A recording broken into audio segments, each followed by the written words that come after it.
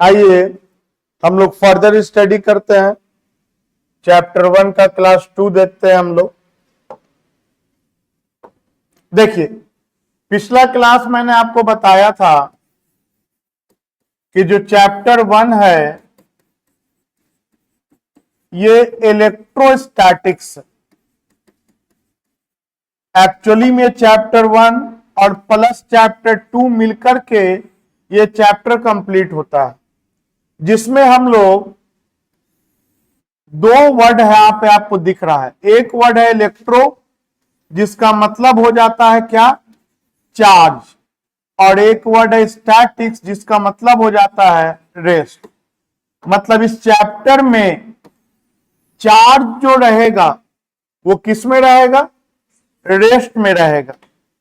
और वही जब आप तीसरा चैप्टर में जाइएगा तो उसमें चार्ज फ्लो करने लगेगा और तब उसका नाम पड़ जाएगा करंट इलेक्ट्रिसिटी।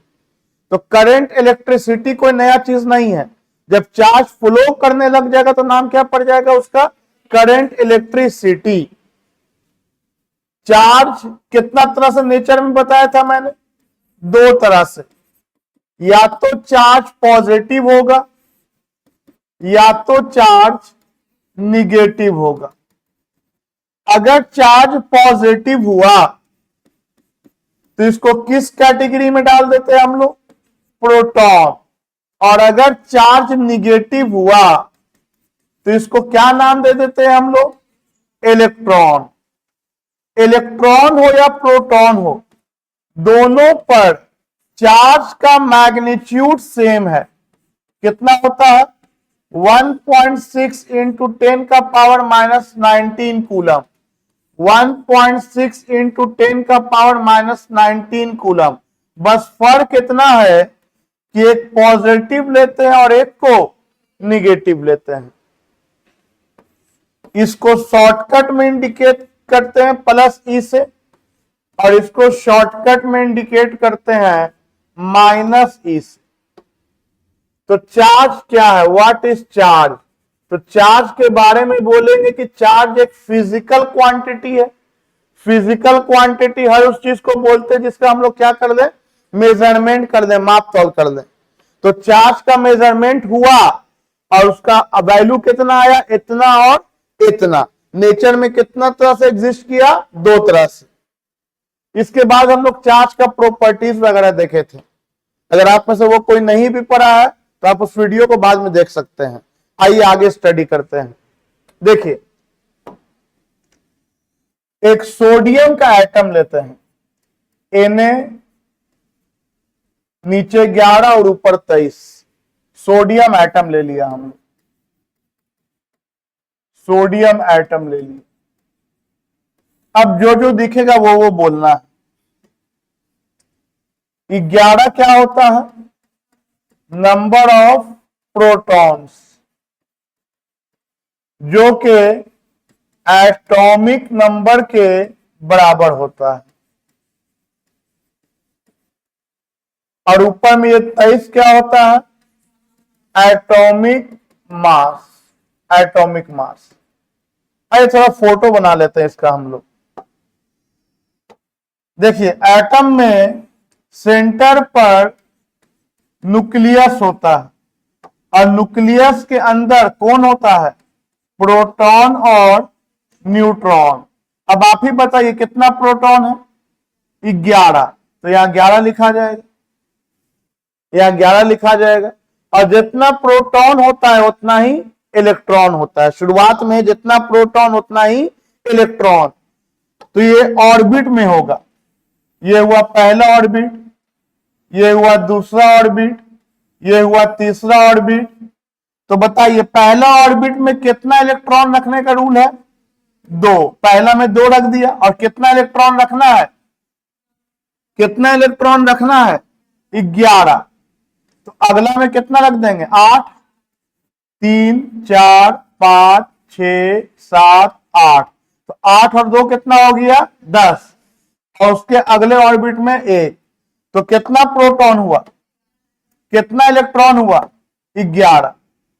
और आप तो सिर्फ इतना बोले, अब इसको आप तौल दीजिए। क्या कर दीजिए, इसको तौल दीजिए, वेट कर दीजिए, मेजर कर दीजिए कितना केजी का हुआ, कितना एमयू का हुआ। एटम को एमयू में नापते हैं। एमयू मतलब होता है एटॉमिक मास यूनिट। एटम को किस में नापते हैं हम लोग? एमयू में। एमयू का मतलब क्या होता है? Atomic mass unit. तो देखो, मास ऑफ वन प्रोटॉन, एक प्रोटॉन का मास केजी में अगर बोले तो 1.67 10 का पावर -27 केजी, एक प्रोटॉन का मास। और यही जो है 1 एमयू के बराबर होता है। जैसे होता है ना बाबू, 1 मीटर में कितना सेंटीमीटर? 100। याद किए हुए हम लोग, 1 मीटर में 100 सेंटीमीटर। उसी तरह से 1 एमयू में कितना केजी? 1.67 10 का पावर -27 केजी, या इतना केजी में कितना MU? 1 MU. 1 MU. Mass of 1 neutron, अगर एक न्यूट्रॉन का मास का बात करें तो वो भी नियरली सेम होता है। न्यूट्रॉन का भी मास नियरली सेम होता है, स्लाइटली इससे बड़ा होता है अगर इसके बाद नंबर लिखेंगे तो। अभी फिलहाल दोनों सेम है, और सेम है तो ये भी कितना एमयू हो गया? 1 एमयू हो गया। ये सब डाटा है, ये सब डाटा है जो याद रखना है। ये भी 1 एमयू हो गया। इसके बाद अगर आपसे ये बोले मास ऑफ 1 इलेक्ट्रॉन, इलेक्ट्रॉन का मास कितना? तो इलेक्ट्रॉन का मास 9.11 10 का पावर -31 केजी। और इसको एमयू में अगर बोलेंगे तो 0.0005 एएमयू। इलेक्ट्रॉन का मास उतना कम होता है, 0.005 एएमयू। अब किसी को जिज्ञासा है कि सर क्या आप ये प्रूफ कर सकते हैं इसके बराबर इसके? तो हाँ, प्रूफ कर सकते हैं, वो एक्स्ट्रा बात है, वो वीडियो के थ्रू आप लोगों को मिल जाएगा। और हमको लगता है जो लोग क्लास किए हैं उनको हम कन्वर्ट करके दिखाए थे एमयू को कैसे कन्वर्ट करते केजी में। लेकिन मान लीजिए नहीं किए हैं तो एक्स्ट्रा बात आपको वीडियो के थ्रू अवेलेबल हो जाएगा, आप उसमें देख लीजिएगा। उसके बाद दिक्कत होगा वीडियो में भी तो you are most welcome to ask. ऐसा नहीं कि वीडियो से ही पढ़ना है, वीडियो एक बस छोटा सा सोर्स है जिससे आपको ज्यादा से ज्यादा एक्स्ट्रा नॉलेज मिल सके ताकि और बेहतर आपका ब्रेन वर्क करे। फिलहाल ये वैल्यू आपको याद रखना है। इस वैल्यू से हमको एक फीलिंग आ रहा है। क्या फीलिंग आ रहा है? प्रोटॉन का मास 1 एमयू, न्यूट्रॉन का मास 1 एमयू और इलेक्ट्रॉन का मास इन लोगों के कंपैरिजन में तो 0 के बराबर है। इन लोगों से कंपेयर करें तो उसका तो मास ना के बराबर है। कोई बोलेगा 10,000 रुपया है और 10,000 रुपया के पास कोई 3 रुपया और रख देगा, उसको इग्नोर कर सकते हैं ना? 10,000 के सामने 3 रुपया को हम लोग क्या कर सकते हैं? इग्नोर। हाँ, 10 रुपया हो और तब वहां पे कोई 3 रुपया रख दे तब इग्नोर नहीं कर पाएंगे। लेकिन 10,000 रुपया हो या 10 लाख रुपया हो, 10 लाख के सामने कोई 2,000 रुपया हटा दे, इग्नोर कर सकते हैं। तो 2,000 इग्नोर कर सकते हैं कब? जब कंपेयर किससे कर रहे हैं उसको देखते हुए। तो अगर आप प्रोटॉन और न्यूट्रॉन से कंपेयर करोगे इलेक्ट्रॉन के मास को तो वेरी वेरी स्मॉल है, बहुत स्मॉल है, कैन बी नेग्लेक्टेड। चलो, हम आपको बोला था इस एटम को तौल दो, समझो, उठाया और कोई तराजू है जो इसको एमयू में तौल रहा है। अब तुम सोचो इसके बाद एक प्रोटॉन कितना एमयू? 1 एमयू, तो 11 प्रोटॉन के कारण 11 एमयू, और 11 इलेक्ट्रॉन के कारण 11 इलेक्ट्रॉन के कारण कितने लोग समझे? 0। और ये इतना छोटा वैल्यू है, उसके कंपेयर में हम बोल रहे हैं। कोई बोलेगा ना 11 से मल्टीप्लाई करेंगे, अरे 11 से मल्टीप्लाई करो तो 0.0055 आएगा तुम्हारा, मल्टीप्लाई भी करोगे तो वेरी स्मॉल वैल्यू आएगा तुम्हारा। तो इसके कंपैरिजन में नेग्लेक्ट है। कहां ये 11 एमयू और कहां वो 0.0055। तो तुम देखो 11.00 के सामने ये नेग्लिजिबल मास का है तुम्हारा। तो बताओ, इसको अगर तुम तौले तो ये कितना भारी दिखाएगा? 11 mu दिखाएगा। अरे इलेक्ट्रॉन का तो मास ना के बराबर है, तो कितना mu दिखाएगा? 11 mu। और होना कितना चाहिए? 23। इसका मतलब कुछ कमी है, इसका मतलब कुछ कमी है। और यहां पर रोल आता है किसका? न्यूट्रॉन का। यहां पर रोल किसका आता है? न्यूट्रॉन का। तुम सोचो 11 mu है और 23 mu आना चाहिए। क्या बोला मैंने?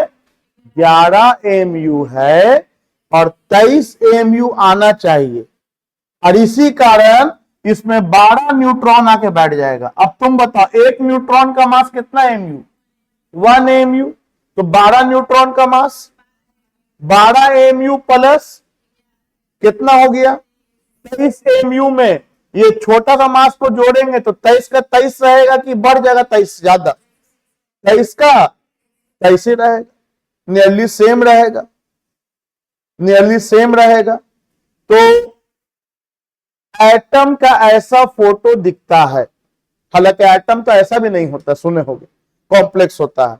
लेकिन चलो, साधारण स्टडी के लिए एटम का ऐसा फोटो दिख रहा है, जिसमें सेंटर पे कौन है?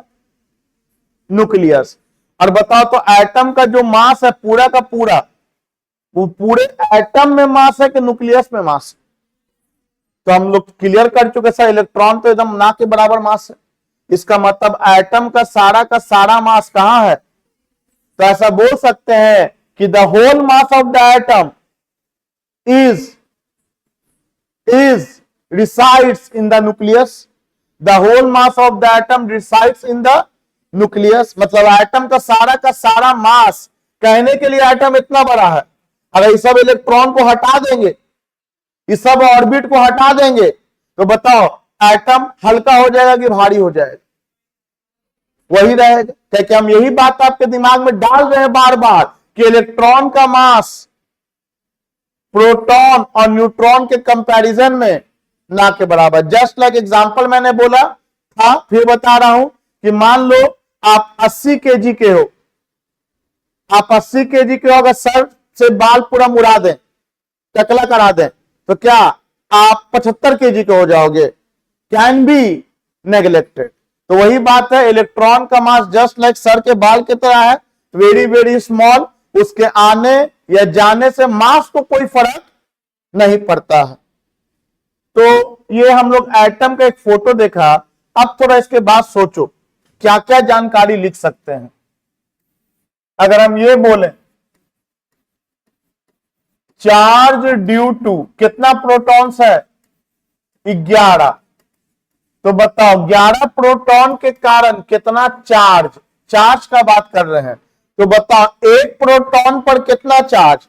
तो एक प्रोटॉन पर ये चार्ज, चाहिए बोलो, चाहिए बोलो, बताओ एक प्रोटॉन पर ई चार्ज, तो 11 प्रोटॉन पर, वेरी सिंपल, 11 ई चार्ज। आप चाहो तो ई का वैल्यू लिख सकते हो 1.6 इंटू 10 का पावर माइनस 19 कूलम से मल्टीप्लाई कर सकते हो आप चाहो तो 11 प्रोटॉन के लिए 11 ई चार्ज। चलो, चार्ज ड्यू टू इलेक्ट्रॉन्स क्या होगा? इलेक्ट्रॉन कितना है? 11 ही है, हाँ या ना? बोलेंगे पक्का ऐसा, जितना प्रोटॉन होता है उतना ही इलेक्ट्रॉन। तो एक इलेक्ट्रॉन पे कितना चार्ज? माइनस ई चार्ज। तो 11 इलेक्ट्रॉन के कारण माइनस 11 ई चार्ज। तो बताओ तो टोटल चार्ज कितना होगी? टोटल चार्ज ऑन एटम, तो बोलेंगे सर टोटल चार्ज, चार्ज कैसा क्वांटिटी, स्केलर या वेक्टर? स्केलर क्वांटिटी है, सिंपल वे में जोड़ देंगे। उसी को तो बोलते हैं एडिटिव इन नेचर। क्या बोलते हैं? जिसको सिंपल वे में जोड़ घटा दे उसको बोलते हैं एडिटिव इन नेचर। तो टोटल चार्ज ऑन एटम क्या हो जाएगा? तो 11 प्रोटॉन के कारण 11 ई और 11 इलेक्ट्रॉन के कारण माइनस 11 ई, कुल मिला के कितना हो गया? 0। और 0 कहने का मतलब है कि ये न्यूट्रल होगी। क्या हो गया? तो हम लोग एक बात कह सकते हैं कि all atoms are initially electrically neutral. हम लोग ये लाइन कह सकते हैं। ये लाइन कब कह रहे हैं? समझने के बाद न्यूट्रल कैसे बनता है। ऑल एटम्स, जितना भी एटम है सब का सब शुरुआत में क्या होगा, इलेक्ट्रिकली न्यूट्रल। क्यों न्यूट्रल होगा, बिकॉज, क्योंकि total positive charge due to protons gets cancelled out by total negative charge due to electrons। Protons के कारण जितना पॉजिटिव चार्ज होगा, इलेक्ट्रॉन्स के कारण उतना ही निगेटिव चार्ज होगा, और दोनों एक दूसरे को कैंसिल आउट कर देगा, खत्म कर देगा। तो टोटल चार्ज क्या हो जाएगा, जीरो, और उसी को बोलते हैं न्यूट्रल हो गया। तो हम लोग एक बात बोल सकते हैं,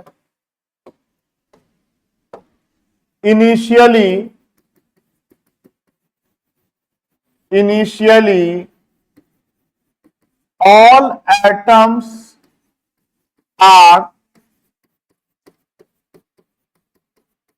electrically neutral because total positive charge due to protons are cancelled out by total negative charge due to electrons। Total positive charge proton के कारण कैंसिल हो जाता है total negative charge due two electrons. अब एक बात बताओ, कोई भी बॉडी है वो किससे बनता है, एटम से। कोई भी बॉडी किससे बनता है, और एटम पर टोटल चार्ज कितना है, जीरो।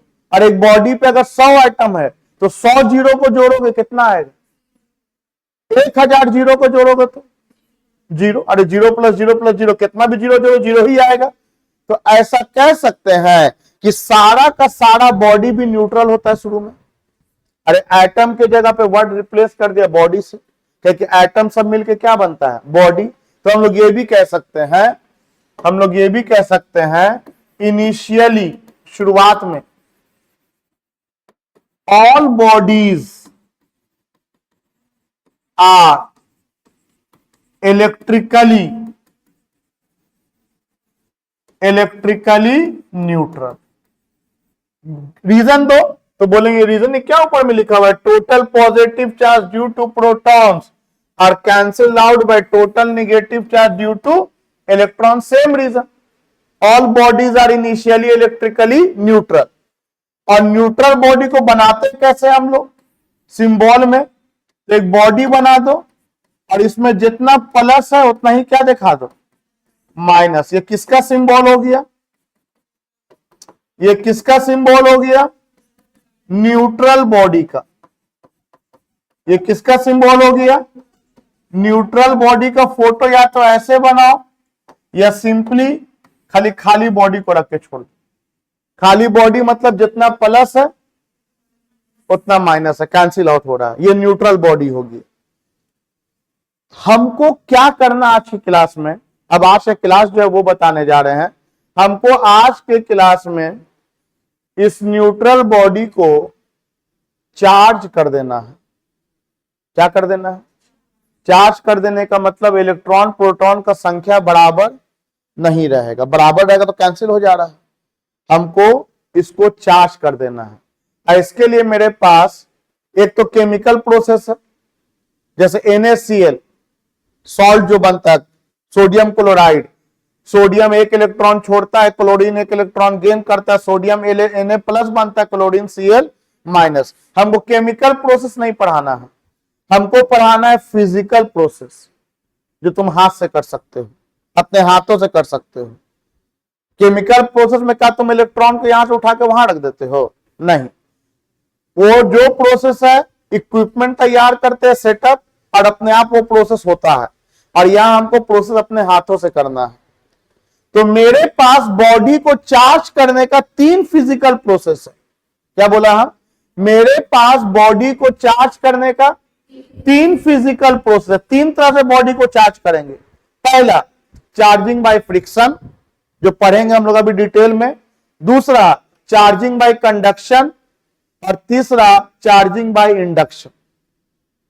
क्या पढ़ने जा रहे हैं हम लोग? Charging of body. क्यों? क्योंकि कोई भी बॉडी शुरुआत में क्या है? न्यूट्रल। कोई भी बॉडी शुरुआत में क्या है? न्यूट्रल। तो चलो इस न्यूट्रल बॉडी को हम लोग किस तरह से चार्ज कर सकते हैं, आइए। तो टॉपिक का हमारे नाम है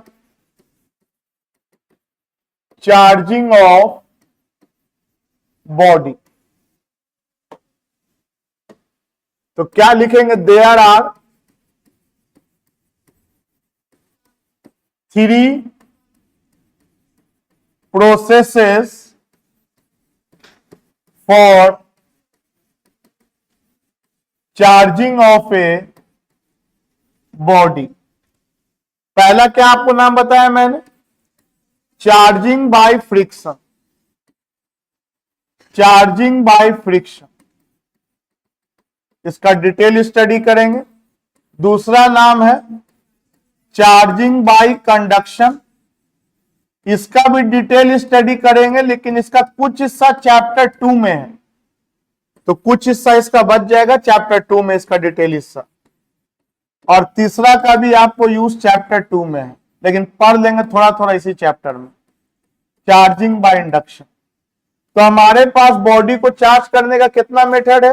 3 मेथड है, फ्रिक्शन, कंडक्शन और इंडक्शन। आइए तो अब कॉन्सेंट्रेट करते हैं। यहां तक तो आपको हम जीके टाइप बोलते चलेगा, लेक्चर टाइप। अब समझते हैं चार्जिंग बाय फ्रिक्शन को अपने लैंग्वेज में, अपने हिसाब से। चार्जिंग बाय फ्रिक्शन देखो,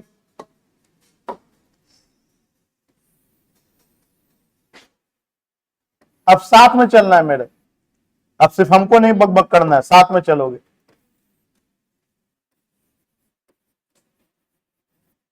ये एक बॉडी ए ले लिया,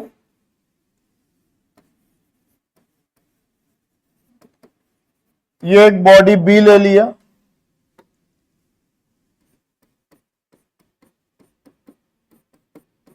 कैसा बॉडी है ये जो हम बना रहे हैं? न्यूट्रल है कि न्यूट्रल नहीं है? हाँ, ये न्यूट्रल दिख रहा है सबको? न्यूट्रल है, जो दिखेगा बस वही बोलना है। अब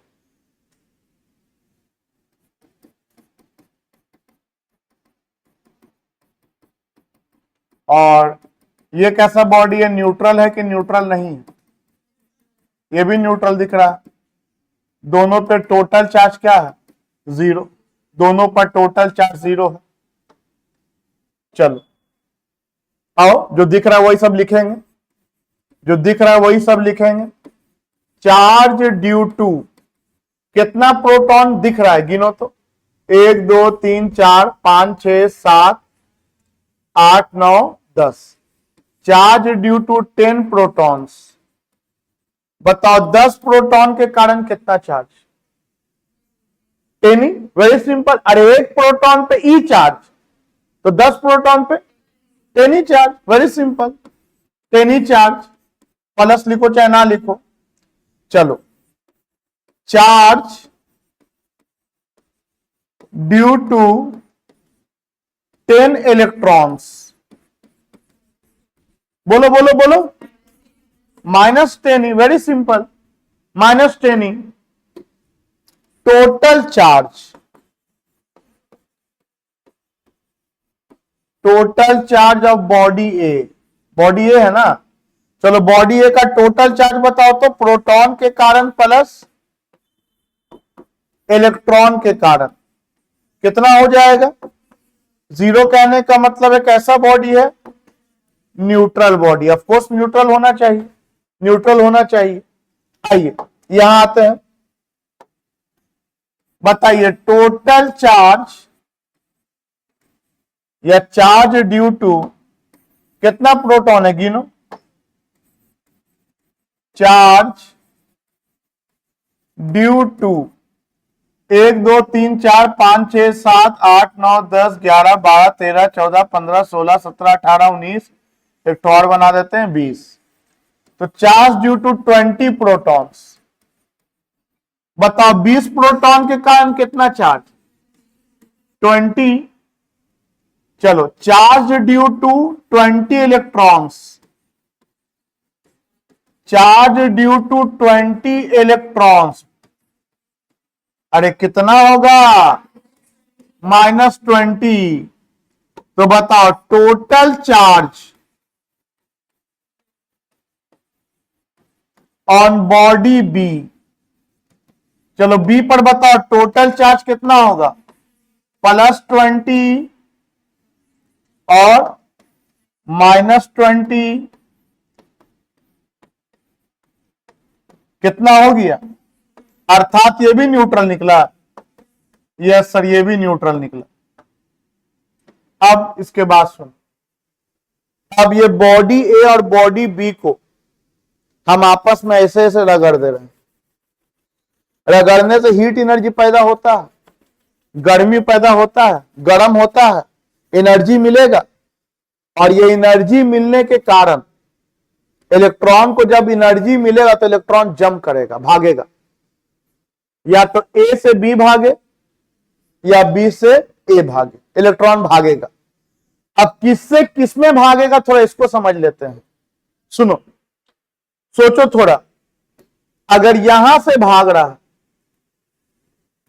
तो ये इलेक्ट्रॉन जब भागेगा तो कितना लोग रोकने के लिए है, 3 4 10 लोग। 10 तो प्लस बोलेगा मत जाओ, अरे माइनस जाएगा तो प्लस बोलेगा ना मत जाओ। तो एक इलेक्ट्रॉन भाग रहा है, 10 तो प्लस बोल रहा है कि मत जाओ।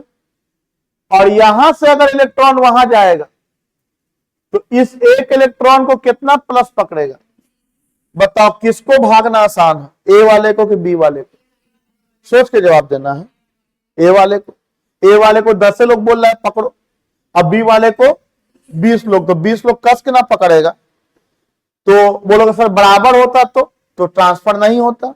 तो जरूरी नहीं कि ट्रांसफर हो जाए, ट्रांसफर में ऑकर, ट्रांसफर में हो सकता है। और किससे किस में होगा यह डिपेंड करता है मजबूत कौन है, कमजोर कौन है। अब मजबूत कमजोर का मतलब यह हुआ, पॉजिटिव निगेटिव चार्ज के बीच में क्या बोला, बोलो, जो फोर्स लगता है उस फोर्स को हम लोग क्या कहते हैं, इलेक्ट्रोस्टैटिक फोर्स। अगर फिजिक्स के टर्म में बात करें, किसके टर्म में, तो बताओ किसका इलेक्ट्रोस्टैटिक फोर्स मजबूत है, ए का या बी का? पक्का बी का इलेक्ट्रोस्टैटिक फोर्स मजबूत है। किसके कंपैरिजन में, क्योंकि बी में देख रहे हो चार्ज का संख्या ज्यादा दिखा रहे हैं, तो बी का इलेक्ट्रोस्टैटिक फोर्स ज्यादा है इन कंपैरिजन टू ए।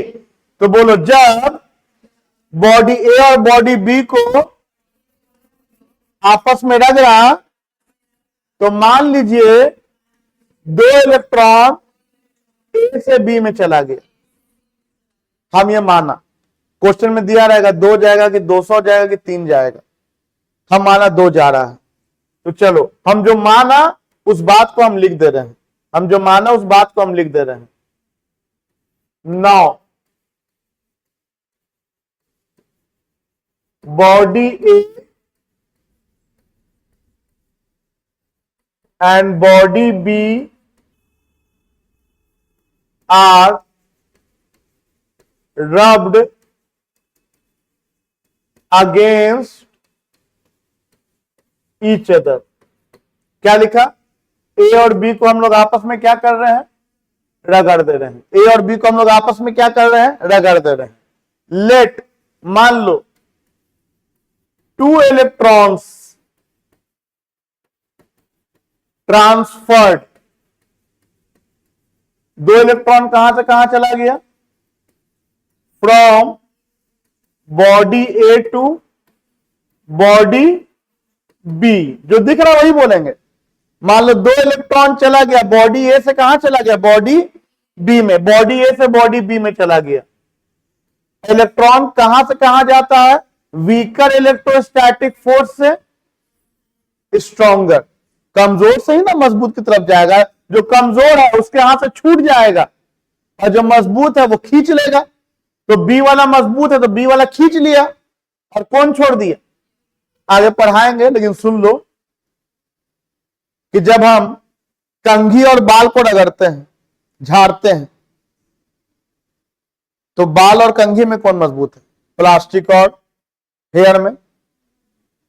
एक तो कॉमन सा बात है कि कंघी मजबूत, लेकिन वो वाला मजबूती से नहीं बोलना है जवाब कि स्ट्रांग है, बाल टूट जाता है। ठीक है, इलेक्ट्रॉन के केस में भी इत्तेफाक है कि इलेक्ट्रोस्टैटिक फोर्स प्लास्टिक का ज्यादा मजबूत होता है कंपैरिजन टू हेयर के। तो जब कंघी को बाल में रगड़ेंगे तो हेयर इलेक्ट्रॉन छोड़ेगा और कंघी इलेक्ट्रॉन लेगा। हेयर इलेक्ट्रॉन छोड़ता है, कंघी इलेक्ट्रॉन लेता है। चलो आगे बढ़ते हैं। आओ एक बार फिर से फोटो बनाते हैं जो पीछे बनाया है।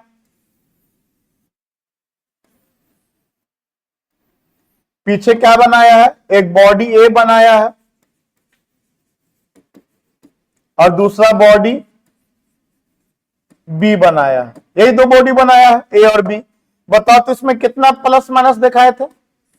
इतना एल तो भूले नहीं होंगे। 4, 5, 6, 7, 8, 9, 10। चलो इसमें कितना प्लस माइनस दिखाए थे? 20। 3, 4, 5, 6, 7, 8, 9, 10, 11, 12, 13, 14, 15, 16, 17, 18, 19, 20 ये दिखाए थे। दोनों को आपस में क्या किया? रगड़ दिया और क्या मान लिया कि 2 इलेक्ट्रॉन ए से कहां चला गया? बी। तो बताओ 2 इलेक्ट्रॉन अगर ए से बी जाएगा तो यहां पे खाली जगह बचेगा, यहां पे खाली जगह बचेगा। ये कितने लोग समझे? अरे इलेक्ट्रॉन भागा ना तो वहां पे खाली खाली जगह दिखाएंगे ना, और यहां पे 2 इलेक्ट्रॉन एक्स्ट्रा दिखाएंगे, 1 और 1 2। कितने इलेक्ट्रॉन ट्रांसफर हुआ है? 2, जो हम पीछे कहानी में लिखा है पिछला पेज में कि लेट 2 इलेक्ट्रॉन ट्रांसफर्स। अब तुम लोग बोलो चार्ज ड्यू टू, बताओ कितना प्रोटॉन है? पहले कितना था, अब कितना है? अभी भी 10 ही प्रोटॉन है। तो हम ये लाइन बोल सकते हैं कि प्रोटॉन ट्रांसफर नहीं होता। हम जो समझा रहे हैं उससे हम थ्योरेटिकल लाइन निकाल के लाएंगे। ऐसा कोई डायग्राम बुक में नहीं दिया है मेरे दोस्त। बुक में इसके बारे में पूरा कहानी दिया है, ऐसे दिया है, वो ऐसे समझ में एनसीईआरटी के, इसलिए हम एक कहानी बनाया है जिसको आप समझो दम इत्मीनान से अपने लैंग्वेज में।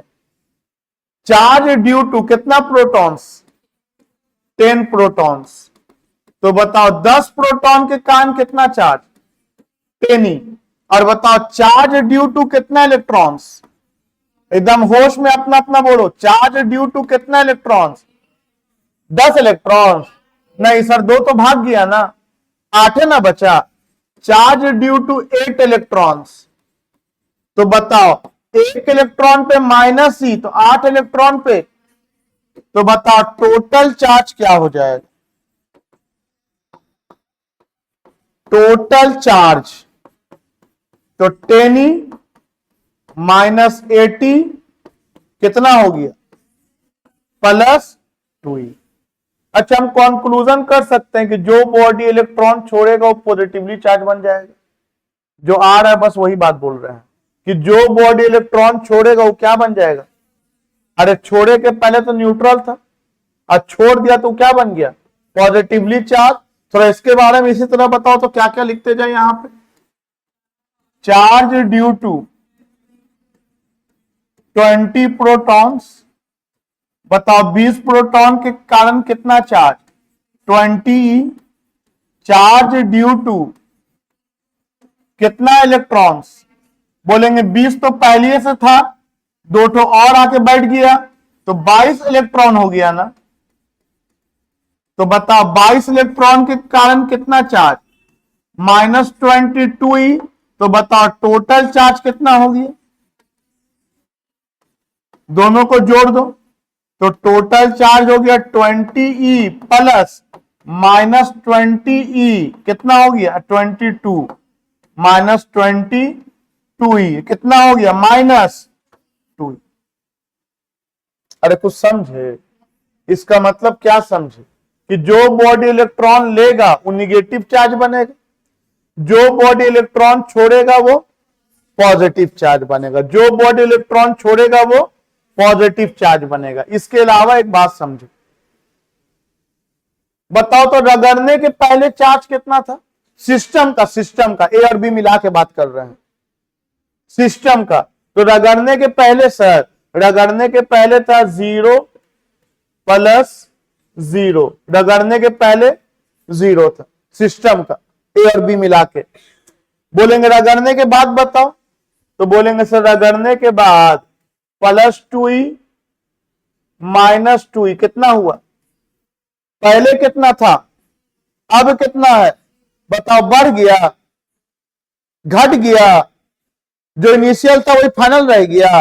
ये प्रूफ करता है कि चार्ज कंजर्व है।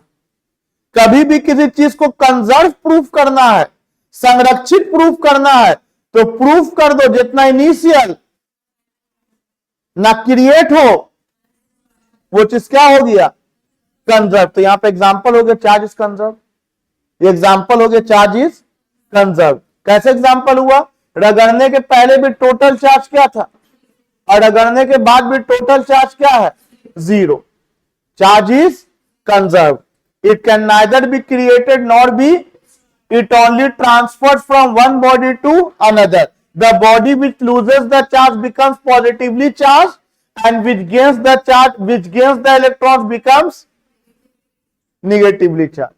अच्छा, इस बॉडी का फोटो ऐसा भी दिखाता है, ध्यान दो। इस बॉडी का फोटो या तो ऐसा दिखा दिया, या इस बॉडी का फोटो देखो कैसा दिखा रहा है, बॉडी ए का। ये बॉडी ए का फोटो और ये किसका है? बॉडी बी का। बॉडी ए का फोटो या तो ऐसा दिखाओ या बॉडी ए का फोटो ऐसा दिखाओ। इसका मतलब ऐसा दिखाओ चाहे ऐसा दिखाओ का मतलब क्या हुआ? तो बोलेंगे देखिए सर, प्लस माइनस को दिखाना जरूरी नहीं है, लेकिन जो दो अकेला प्लस रह गया उसको दिखाना जरूरी है। तो फिगर वैसा बनाओ चाहे बॉडी ए का ऐसा बनाओ, बोथ मीनिंग द सेम। उसी तरह बॉडी बी का बताओ, तो ये सारा प्लस माइनस को दिखाना जरूरी नहीं है, लेकिन दोनों माइनस को दिखाना जरूरी है। ये बात समझ में आए? मतलब जो बॉडी इलेक्ट्रॉन छोड़ा वो क्या बन गया? अरे जो बॉडी इलेक्ट्रॉन छोड़ा वो क्या बन गया? Positively charge. जो गेन किया वो। अब हम तुमसे एक बात बोलने, एग्जाम में सवाल आया था, सुनोगे ध्यान से। सीधे आपको मान लो ये फिगर दे दिया और ये फिगर दे के बोला आपसे हम एक बात, इस बॉडी को 2 प्रोटॉन दिया गया। सुनोगे ध्यान से, इस बॉडी को 2 प्रोटॉन दिया गया, इसका मतलब क्या हुआ? सच में प्रोटॉन दिया गया, देखे में लग रहा है 2 प्लस दे दिया है। अगर तुमको हम इतना ना पढ़ाए हुए होते और ऐसे बोलते देख न्यूट्रल बॉडी है, तो तुम बोलते हाँ न्यूट्रल है। अब बोलेंगे इसमें 2 प्रोटॉन दे दो, ऐसा फोटो बनेगा ना फिर, तो तुम बोलते हाँ 2 प्लस दे दिया। लेकिन तुमको हम समझाया है प्रोटॉन ट्रांसफर। अगर कहीं पे लिखा है कि बॉडी को 2 प्रोटॉन दे दिया और ऑप्शन वहां पे है कि इफ नॉट पॉसिबल, तो उसी को टिक मारोगे। लेकिन अगर ऑप्शन ये नहीं दिया है, ऑप्शन ये नहीं दिया है, तो बोलोगे 2 प्रोटॉन देने का मतलब हुआ कि 2 इलेक्ट्रॉन निकाला है। ये बात याद रखना। अगर हम बोल दें कि एक बॉडी को 5 प्रोटॉन दिया है, इसका मतलब तुम देखो ना 2 इलेक्ट्रॉन निकाला तो लग रहा है 2 प्रोटॉन दिया, लग रहा है। एक्चुअली में क्या हुआ ये समझ में आया? एक्चुअल बात आपके दिमाग में होना चाहिए। एक बॉडी को 2 प्रोटॉन दिया है, इसका मतलब है उससे 2 इलेक्ट्रॉन निकाला है, 2 इलेक्ट्रॉन निकाला है। क्लियर है? क्योंकि प्रोटॉन का भी ट्रांसफर नहीं होता है। इलेक्ट्रॉन अगर एक्सेस हो, क्या बोले, तो निगेटिवली चार्ज कि पॉजिटिवली चार्ज? इलेक्ट्रॉन अगर एक्सेस का मतलब होता है ज्यादा, तो इलेक्ट्रॉन अगर एक्सेस हो तो निगेटिवली चार्ज हुआ कि पॉजिटिवली चार्ज? बोलो। और इलेक्ट्रॉन का अगर डिफिशियंसी हो, इसे वर्ड यूज करेगा। इलेक्ट्रॉन का अगर डिफिशियंसी मतलब कमी, बोलते ना ब्लड का डिफिशियंट है, डिफिशियंसी ऑफ ब्लड है, ब्लड का कमी है। अगर इलेक्ट्रॉन का डिफिशियंसी है तो पॉजिटिव चार्ज की निगेटिव चार्ज? Positive charge. तो चार्ज दोनों तरह का मिल सकता है बॉडी पे, प्लस भी और, डिपेंड करता है इलेक्ट्रॉन एक्सेस है ये इलेक्ट्रॉन का डिफिशियंसी है। प्रोटॉन ज्यादा कम नहीं होता है, प्रोटॉन तो फिक्स होता है। क्लियर है यहां तक? अब आगे सुनोगे जो बोल रहे हैं। एक बात बताओ, यहां से 2 तो इलेक्ट्रॉन भागा, मान लेते हैं थोड़ा देर के लिए एक इलेक्ट्रॉन का मास 3 केजी है, मान लो, होता तो इतना नहीं है, बता ही चुके हैं, मान लो 3 केजी है, समझने के लिए बता रहे हैं 3 केजी है। तो बताओ एक इलेक्ट्रॉन का मास 3 केजी है, तो बताओ ये वाला जो बॉडी है ये हल्का होगा या भारी हो? बोलो।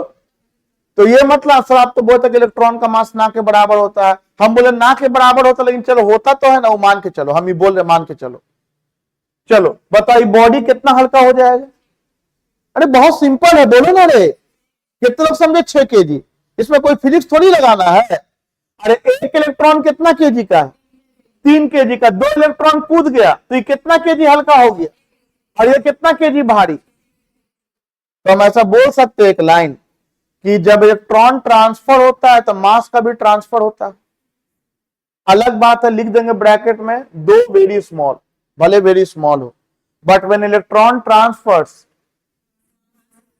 वही समझा रहे, इलेक्ट्रॉन ट्रांसफर होगा तो मास का भी। और बताओ मास ट्रांसफर निकालने के लिए आपको कितना चीज पता होना चाहिए? 2 चीज। पहला, एक इलेक्ट्रॉन का मास कितना होता है, और दूसरा कितना इलेक्ट्रॉन गया है। अरे मान लो कि अगर 4 इलेक्ट्रॉन चल जाता तो ये कितना केजी हल्का हो जाता? अरे 4 तेई 12 कैलकुलेशन आता है तुम लोगों को, कोशिश किया करो। अगर 4 इलेक्ट्रॉन चल जाता, एक इलेक्ट्रॉन 3 केजी बोल दिया, तो ये कितना केजी हल्का हो जाता? 12। और ये कितना केजी भारी हो जाता? 12। ये बात समझ में आया? तो मतलब इलेक्ट्रॉन का संख्या अगर पता चल जाए तो आप कितना मास का ट्रांसफर हुआ है निकाल सकते हो ना। तो आपसे हम क्या बोल रहे हैं? आपसे हम क्या बोल रहे हैं? तो आप सुनो ध्यान से। आपसे हम ये बोल रहे हैं कि when electrons transfer, when electrons transfers, mass also transfers, mass also, ये अलग बात है, वेरी वेरी स्मॉल, मास ऑल्सो ट्रांसफर्स, इलेक्ट्रॉन ट्रांसफर्स मास ऑल्सो। अब ये बताओ जो बॉडी इलेक्ट्रॉन छोड़ा है उसका मास बढ़ेगा या घटेगा? बोलो। और जो बॉडी इलेक्ट्रॉन लिया है, मेरे सवाल का जवाब दो, क्वेश्चन आईटी में भी आया था। एक बॉडी को 5 प्रोटॉन दिया गया, बताओ उसका मास बढ़ा या घटा? तो बच्चा सोचता है प्रोटॉन दिया है तो मास बढ़ जाएगा। प्रोटॉन दिया है इसका मतलब उसे 5 इलेक्ट्रॉन, आपका कॉन्सेप्ट और सही जवाब दे दोगे। समझ में आया? अगर एक बॉडी को 5 प्रोटॉन दिया है, इसका मतलब है कि 5 इलेक्ट्रॉन निकाला है। प्रोटॉन तो ट्रांसफर ही नहीं कर सकते हैं, ये अलग बात है, लिखने के लिए लिख दिया करते हैं, लेकिन आपको बैक ऑफ द माइंड ये कंसेप्ट होना चाहिए कि एक्चुअली में क्या हुआ है। 5 प्रोटॉन देने का मतलब है कि 5 इलेक्ट्रॉन निकाला है, इलेक्ट्रॉन निकालने से उसका मास डिक्रीज करेगा, घट जाएगा। तो when electron transfers, mass also transfers, the body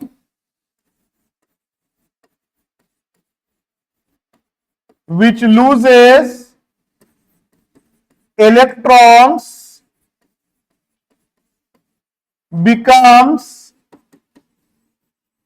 lighter, हल्का हो जाएगा, and which gains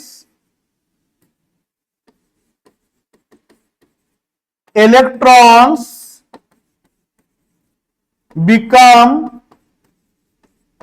हेवियर। और जो इलेक्ट्रॉन गेन करेगा वो क्या हो जाएगा? भारी हो जाएगा। ये बात समझ में आया? तो मास ट्रांसफर के लिए आप फॉर्मूला क्या सोच सकते हैं? सोचो। मास ट्रांसफर्ड, मास ट्रांसफर के लिए क्या क्या पता होना चाहिए? बोलो। अरे कितना इलेक्ट्रॉन गया है, कितना इलेक्ट्रॉन, और एक इलेक्ट्रॉन का मास, हो गया फॉर्मूला, रटना थोड़ी है। मास ट्रांसफर का फॉर्मूला हो गया number of electrons transferred into क्या, mass of one electron, mass of one electron. तो मास ट्रांसफर्ड को इंडिकेट कर दो डेल्टा एम से कि मास में चेंज आ रहा है। नंबर ऑफ इलेक्ट्रॉन ट्रांसफर्ड को किससे इंडिकेट कर दो, एन से। और एक इलेक्ट्रॉन का मास याद होना चाहिए आपको 9.11 इंटू 10 का पावर -31 केजी, याद होना चाहिए। अब बताओ, हम आपको समझाने के लिए 3 केजी बोल दिया था, तो 3 दूनी 6 कर दिए थे। अरे 3 ना हो करके 2 को इससे मल्टीप्लाई कर दो, आ जाएगा आंसर। समझे, और कुछ नहीं करना है। तो मतलब कंक्लूजन क्या क्या हुआ बताओ तो, क्या क्या हुआ कंक्लूजन। तो पहला कंक्लूजन तो ये हुआ कि all bodies are electrically neutral initially. दूसरा बात ये हुआ कि the body which loses the electrons becomes positively charge and which gains the electrons becomes negatively charge. तो पहला बात तो हम लोग क्या क्या समझा इसमें बताइए। तो पहला बात तो ये समझा, ऑल बॉडीज आर इनिशियली, मतलब शुरुआत में इलेक्ट्रिकली न्यूट्रल, इलेक्ट्रिकली न्यूट्रल। दूसरा बात, the body which loses electrons become positively charged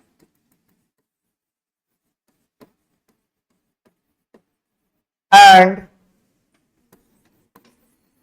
which gains electrons become negatively charged। जो लूज करेगा वो पॉजिटिव हो जाएगा, जो गेन करेगा वो निगेटिव हो जाएगा। दूसरी बात, चार्ज हुआ कितना था जो लूज किया था, तो जो लूज किया था वो +2 ही, और जो गेन किया था वो -2 ही। अच्छा एक बात बताओ, अगर 3 इलेक्ट्रॉन लूज करता तो कितना आता, और 5 इलेक्ट्रॉन लूज करता तो, इसमें भी कोई दिक्कत है क्या। तो अगर n इलेक्ट्रॉन लूज करेगा तो n ही हो जाएगा। तो for n electrons, for n number of electrons, for n number of electrons transferred, अगर n number of electron transfer हुआ है तो बताओ चार्ज ऑन बॉडी क्या हो जाएगा। चार्ज ऑन बॉडी, बॉडी पे चार्ज किससे इंडिकेट करेंगे, Q से। अगर n इलेक्ट्रॉन ट्रांसफर हुआ तो कितने लोग समझे, n ही हो जाएगा। अरे 2 होगा तो 2 ही, 3 होगा तो 4 होगा तो 4 ही, और n होगा तो n ही। हाँ, जो लेगा उसके लिए माइनस और जो छोड़ेगा उसके लिए, तो Q is equal to N ही लिख सकते हैं। Q is equal to N का मतलब क्या हुआ बताओ। Q is equal to N का मतलब हुआ चार्ज, बोलो, हमेशा एग्जिस्ट करेगा इंटीग्रल मल्टीपल ऑफ ई। इसी को बोलते हैं quantization of charge. Charge is quantized, charge is quantize. यहां बताओ 2.5 इलेक्ट्रॉन लूज करता तो बोलेंगे कर भी नहीं करेगा। जब भी n होगा तो 1 2 3 4 5 इंटीजर में होगा, इसी को बोलते हैं क्वांटाइज। कोई भी चीज किसी के मल्टीपल में जब एग्जिस्ट करता है उसको क्वांटाइज कहते हैं। कोई भी चीज किसी के मल्टीपल में जब एग्जिस्ट करता है तो क्या बोलते हैं, तो चार्ज किसके मल्टीपल में एग्जिस्ट करता है, ई के, तो चार्ज इज क्वांटाइज। तो जहां n क्या हो सकता है 1 2 3 4 100 1000 लाख करोड़, क्या नहीं हो सकता है, क्या n का वैल्यू क्या नहीं हो सकता, 1.5 नहीं हो सकता है, 6/7 नहीं हो सकता है, 10/2 नहीं हो सकता है, पहाड़ हो सकता है, हो सकता है 5 हो जाएगा ना, बिल्कुल हो सकता है। क्लियर है, जो भी आपका इंटीजर में चला आएगा हो सकता है, समझ में आया। तो चार्ज क्या है, चार्ज इज क्वांटाइज्ड। तो यहां पे एक और बात हम लोग लिख ही लेते हैं कि charges are quantized, charges are, इसका मतलब क्या होता है चार्जेस आर क्वांटाइज्ड का मतलब, इसका मतलब हुआ it means charges always exist in integral multiple of elementary charge. उसको एलिमेंट्री चार्ज कहते, उससे छोटा चार्ज पॉसिबल, अरे ई से छोटा पॉसिबल नहीं है, एलिमेंट्री चार्ज ई। चार्ज जब भी एग्जिस्ट करेगा तो उस एलिमेंट्री चार्ज के मल्टीपल में, और जहां ई का वैल्यू क्या होता है 1.6 इंटू 10 का पावर -19 कूलम। इसके बाद हम लोग क्या समझा, इसके बाद हम लोग समझा कि जो बॉडी इलेक्ट्रॉन छोड़ेगा उसका मास घटेगा और जो गेन करेगा उसका मास बढ़ेगा, उसका फॉर्मूला हम लोग लिख चुके हैं।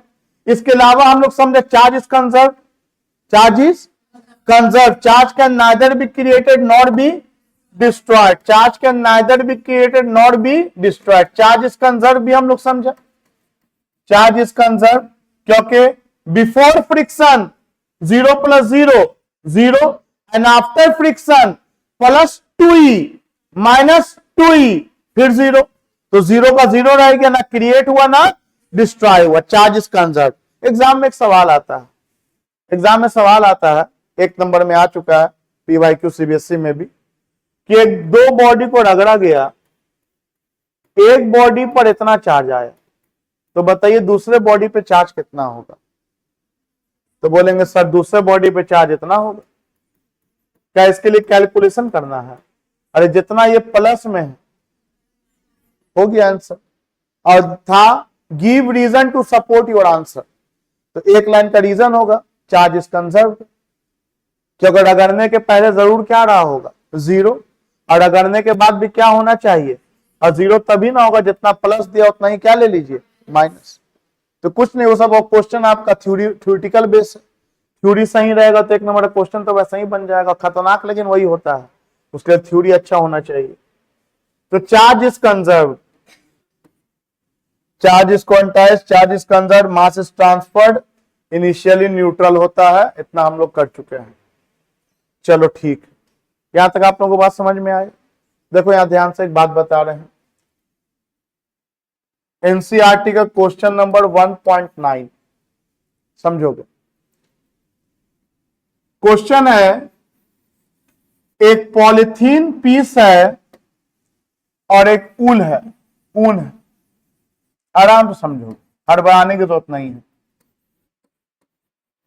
एक पॉलिथीन पीस है और एक ऊन है, और बोला गया दोनों को आपस में रगड़ दिया। लैंग्वेज जब पढ़ोगे तो लिखा हुआ है when a polythene piece is rubbed with wool gets a negative charge of 3 into 10 का पावर -7 कूलम। ठीक, उस पर एक चार्ज आया, किस पे चार्ज आया, पॉलिथीन पे। कौन सा चार्ज आया, निगेटिव, क्वेश्चन में लिखा हुआ ये बात। तो चलो जो गिवन में लिखा हुआ है वो हम यहां पे उतार दे रहे हैं कि गिवन में क्या है कि पॉलिथीन पे कितना चार्ज आया, पॉलिथीन पे चार्ज आया -3 into 10 का पावर -7 कूलम एज पर क्वेश्चन। मेरा आपसे अब यह सवाल है ऊल पे कितना चार्ज होगा, कोई दिक्कत इसमें किसी को? तो ऊल पे कितना चार्ज होगा, तो ऊल पे चार्ज इतना ही होगा, बस माइनस की जगह पे क्या होगा प्लस। पहला सवाल का जवाब खत्म। मेरा दूसरा सवाल है आपसे, इलेक्ट्रॉन कहां से कहां ट्रांसफर हुआ है, पॉलिथीन से ऊल की ऊल से पॉलिथीन?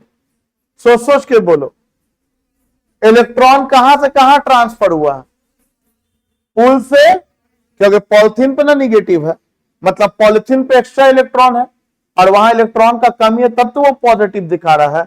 इसका मतलब इलेक्ट्रॉन ट्रांसफर हुआ है उल से पॉलिथीन में ट्रांसफर हुआ है। अगला सवाल है कितना इलेक्ट्रॉन ट्रांसफर हुआ है। सवाल समझ रहे हैं आप लोग? अगला सवाल क्या है? कितना इलेक्ट्रॉन ट्रांसफर हुआ है। तो इसके लिए क्या करेंगे हम लोग? इसके लिए हम लोग बोलेंगे सर हम लोग जानते हैं कि Q इज इक्वल टू क्या होता है, any. Q is equal to, अब यहां पे प्लस और माइनस दोनों हो सकता है। चलो पॉलिथीन के लिए लिखते हैं, तो बताओ पॉलिथीन पे कितना चार्ज आ रहा है? -3 इंटू 10 का पावर -7 कूलम। अब बताओ यहां पे प्लस लेके माइनस, तो बोलेंगे सर आप किसके लिए लिख रहे हैं? पॉलिथीन के लिए। और पॉलिथीन के लिए लिख रहे हैं तो पॉलिथीन पे इलेक्ट्रॉन आया है कि इलेक्ट्रॉन छोड़ा है? आया है, तो यहाँ पे क्या लिखेंगे? माइनस। कितने लोग समझे? अगर हम उसके लिए लिखते, उल के लिए लिखते, तो यहां पे क्या लिखते हैं? और यहां पे भी क्या होता है? प्लस। ऐसे भी याद रखो, अगर इधर माइनस होगा तो उधर भी सोचना ही नहीं, इधर प्लस होगा तो उधर भी, क्योंकि इलेक्ट्रॉन का संख्या निगेटिव थोड़ी हो सकता है, माइनस माइनस कट जाएगा ना। ई का वैल्यू कितना? 1.6 इंटू 10 का पावर -19। क्या आप लोग इतना बात समझे? क्या समझा? बॉडी पे क्या दिया हुआ है? चार्ज। अरे बॉडी पे क्या दिया हुआ है? और आपसे किसका संख्या पूछ रहा है? इलेक्ट्रॉन। कितना इलेक्ट्रॉन ट्रांसफर हुआ है? एन पूछ रहा है। कितना इलेक्ट्रॉन? एन पूछ रहा है। माइनस से माइनस खत्म करो, कूलम से कूलम खत्म करो, एन संख्या है ना, तो बताओ एन इज इक्वल टू कितना हो जाएगा? 3 इंटू 10 का पावर -7 डिवाइडेड बाई, बोलो, 1.6 इंटू 10 का पावर -19। अब कैलकुलेशन भी आपको हम करके दिखाएंगे, लेकिन याद रखिएगा शुरू के कुछ चैप्टर्स में हम जोड़ घटाव मल्टीप्लाई करेंगे, आगे फिर जाके क्यों ही करेंगे। आपको जब जोड़ घटाव आ जाएगा तो आ जाएगा, आपको प्रैक्टिस करना है। अब हम शुरू से लेकर आखिरी क्लास तक आपको जोड़ घटाव बताएं, इज नॉट पॉसिबल। आपको सीख जाना जोड़ घटाव करना, उसके बाद हाँ करो घर पे, उसके बाद नहीं होता आप कोशिश किया तो मेरे पास आ सकते हो आफ्टर क्लास। तो बताओ एन इज इक्वल टू, तरीका ये होता है 3/1.6 को अलग कर दो, नंबर को अलग कर दिया करो, और 10 का पावर को अलग रखा करो। तरीका सीखो जोड़ घटाव करने का। 10 का पावर -7 और ये -19 कहां लेके चल जाए? ऊपर, तो ऊपर क्या हो जाएगा? +19। अब डेसिमल से हमेशा दूर रहा करो, डेसिमल हटाओ यहां से, तो ऊपर कौन चल जाएगा? 10। अरे चला गया 10। अब 30/16 काटने आता है अपने से, चलो काटो तो 2 से, 2 8 16, 2 15 30, कितना हो गया? 15/8 इंटू 10 का पावर। बेस सेम होता है तो पावर जुड़ जाता है, तो 19 - 7, कितने लोग समझे? 12। अरे समझे? 19 - 7 क्या हुआ? 12। अब तुम हमको ये बताओ, क्या ये पॉसिबल है? 15/8, 15/8 क्या कोई इंटीजर आ जाएगा? इज इट पॉसिबल और नॉट? कितने लोग समझ गए? लेकिन हम बोलेंगे ना, ले लेंगे। आगे आप सुनो, एक लाइन हम बता रहे हैं, देखो यहां पे लिख दे रहे हैं पहले, quantization of charge is ignored in macroscopic cases। और समझो, खास के ये सब बिहार बोर्ड का लाइन नहीं है, ये सब सीबीएसई के लिए लाइन है। बिहार बोर्ड में सब ना आएगा, जब मुंह पे बोल रहे हैं, ऑन रिकॉर्ड बोल रहे हैं, बिहार बोर्ड में सब इतना घुस के ना पूछेगा, ठीक है। सीबीएसई में यही सब पूछेगा जो बता रहे, सुनोगे ध्यान से।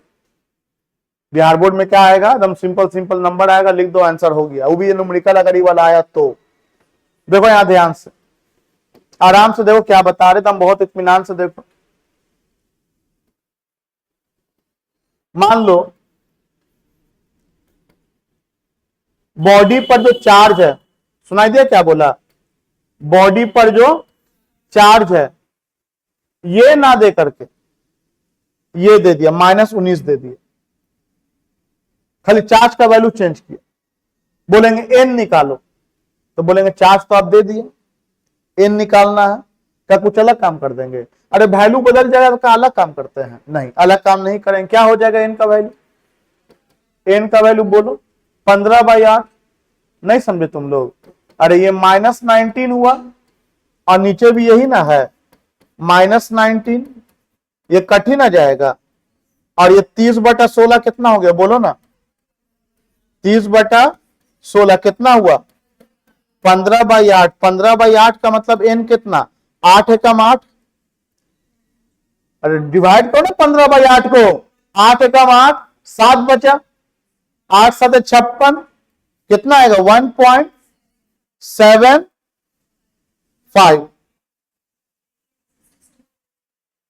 1.875 आएगा हमको लगता है। और ना कर देते हैं। 15 और ये कौन है यहां पर नीचे में बोलो?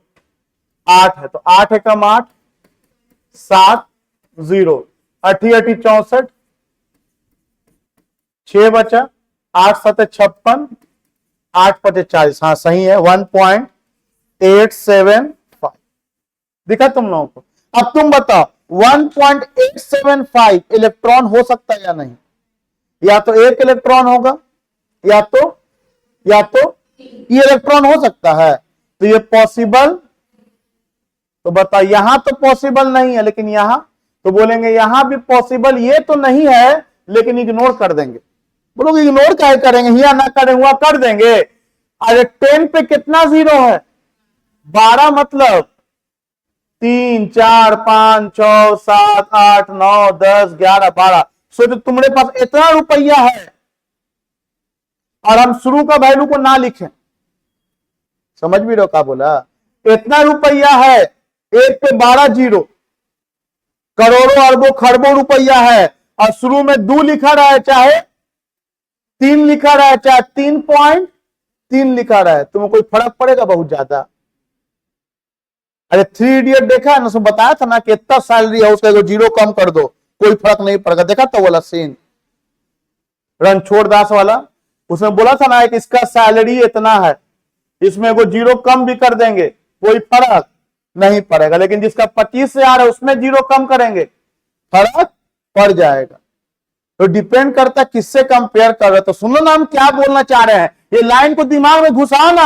हम ये बोलना चाह रहे हैं कि एन का वैल्यू अगर बहुत बड़ा आया, एन का वैल्यू अगर बहुत बड़ा आया, तो हम लोग क्वांटाइजेशन को इग्नोर कर सकते हैं। क्वांटाइजेशन को हर जगह कर देंगे, यहां पे नहीं करेंगे, यहां पे नहीं करेंगे। एन का वैल्यू जब इतना बड़ा है, 10 का power 7 9 12 10 15, we can ignore the quantization of charge. We can ignore the quantization of charge. किस केस में? Macroscopic cases. मैक्रो मतलब होता बड़ा बड़ा बॉडी, बड़ा बड़ा चार्ज। माइक्रो में भी नहीं, माइक्रो में गड़बड़ हो जाएगा। अब कौन मैक्रो है कौन माइक्रो डिपेंड करेगा क्वेश्चन पे। क्या आप लोग समझा बात मेरा? तो मैंने आपको यह समझाया कि ये एग्जिस्ट नहीं करेगा, और इसका एग्जिस्टेंस पे हम सवाल उठाने वाले नहीं। हम बोलेंगे चलो ठीक, कोई बात नहीं, कोई बात नहीं, तुम्हारा जो डेसिमल उसिमल में आ रहा है तुमसे क्या ही ले, मेरा 10 के पावर कितना है 12, इतना बड़ा वैल्यू है, तुमको हम इग्नोर कर देंगे, तुम्हारे ऊपर हम चर्चा करने वाले नहीं है। तो वही बात लिखा है कि quantization of charge can be ignored in microscopic.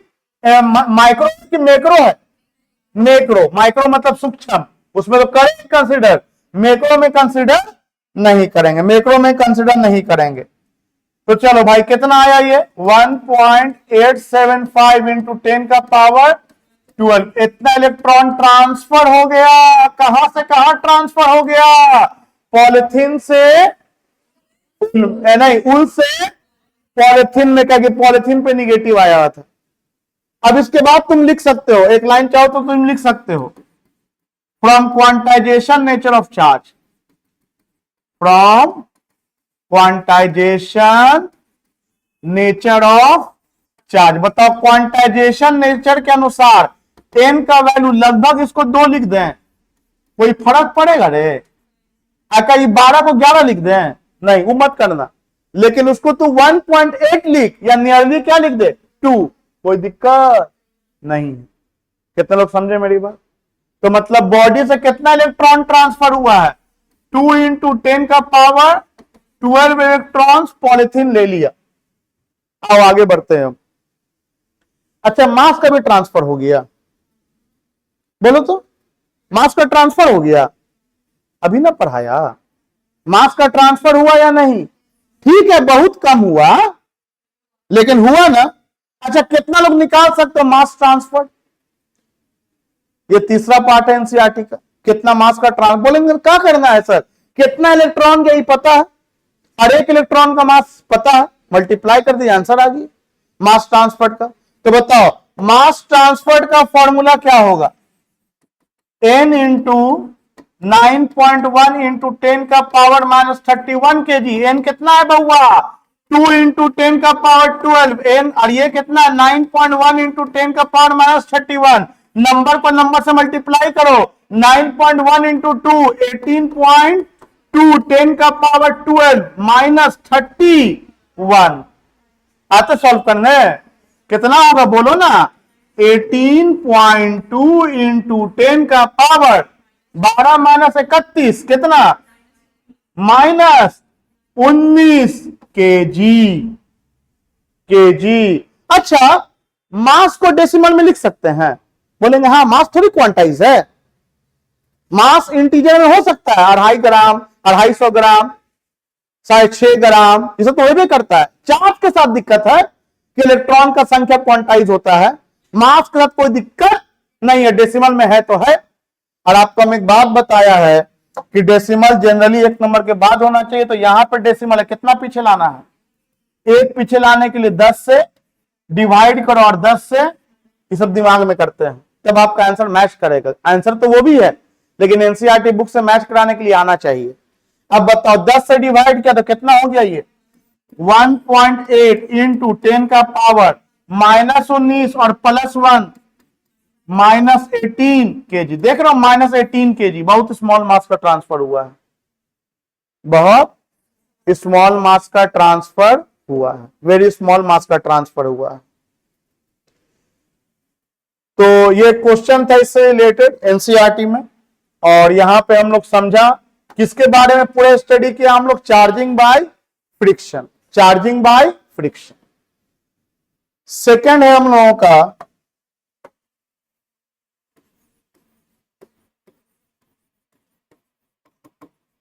Charging by conduction. Second क्या हम लोगों का? Charging by conduction. लेकिन चलो कंडक्शन में जाने से पहले इतना बात को उतार दो जल्दी जल्दी।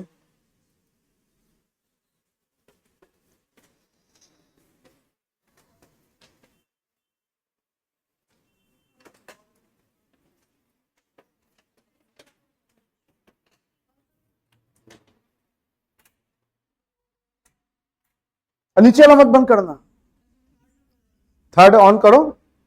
हाँ, पहला ऑफ कर दो। हाँ,